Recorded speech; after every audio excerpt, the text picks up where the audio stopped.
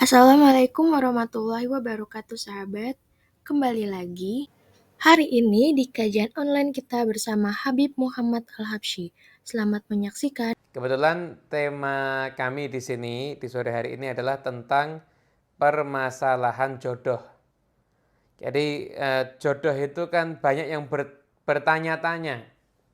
Jodoh kita itu gimana? Kemudian jodoh kita itu kita kejar, kita cari, atau kita nunggu aja.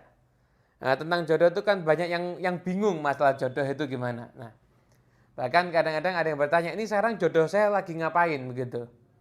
Kita dulu pernah punya teman kita ini kebetulan lama nggak nikah-nikah. Nah, ketika teman kita ini lama nggak nikah-nikah, akhirnya sering kita kerjain.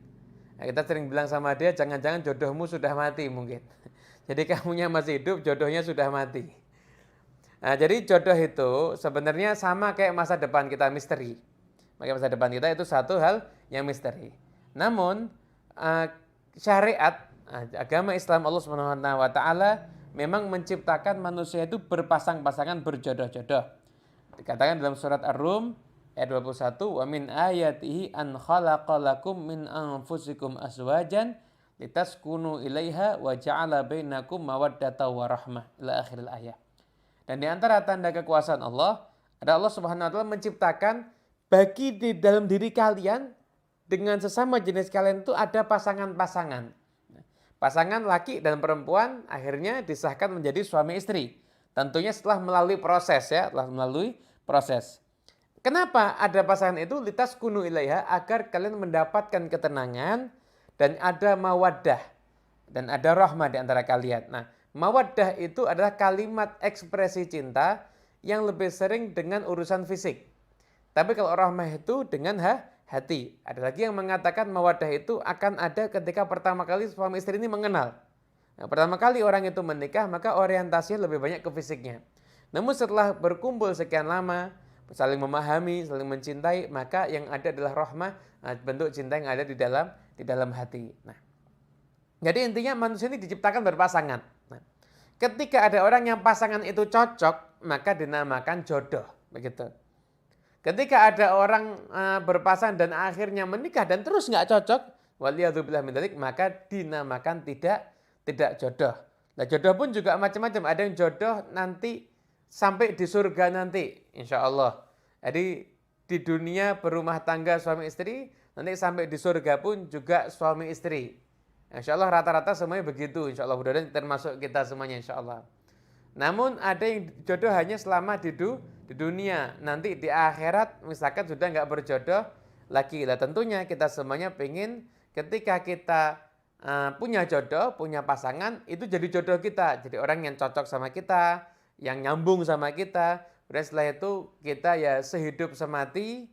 Kemudian setelah itu bareng-bareng nanti insya Allah jadi pasangan bukan hanya di dunia ini, namun juga nanti sampai surganya Allah Subhanahu wa taala. Nah, kalau teman-teman terutama yang laki-laki mungkin kan pernah dengar pengajian-pengajian tentang bidadari, bahwa bidadari itu cantik dan lain sebagainya. Bidadari itu dengan keindahannya dan segala macamnya lah. Maka perlu saya sampaikan nih terutama kepada teman-teman yang cowok, nanti istri-istri solihah yang ada di dunia ini itu jauh lebih cantik dibandingkan para bidadari. Jadi untuk para istri, Anda jangan khawatir bersaing dengan para bidadari. Nah, insya Allah kalau Anda menjadi istri yang solehah, Anda akan lebih cantik dibandingkan bidadari dari manapun juga. Nah, kemudian setelah itu kita masih bicara tentang jodoh ya. Untuk yang belum menikah gimana? Ya jodoh itu ya dia diperjuangkan. Itu ya diperjuangkan. Nah, kalau Anda seorang wanita, maka cara memperjuangkannya gimana? Ketika datang orang yang soleh kepada Anda, maka Anda terima lamarannya. Sebagaimana disampaikan dalam hadis Nabi Muhammad SAW, beliau bersabda dalam hadis, "Idza atakum man tardawna khuluquhu wa dinahu fazawijuhu. Illa taf'alu takun fitnatun fil ardi wa fasadun 'arid." Nah, jika mendatangi kamu, baik orang-orang tua untuk melamar putri kamu tentunya, orang yang kamu anggap baik, akhlaknya, kamu anggap baik, agamanya, Riwayat yang lain itu agamanya dan amanatnya. Orang yang kamu anggap bagus agamanya dan amanatnya, maka nikahkanlah. Kenapa? Karena apabila nggak kamu lakukan, takutnya akan terjadi banyak fitnah.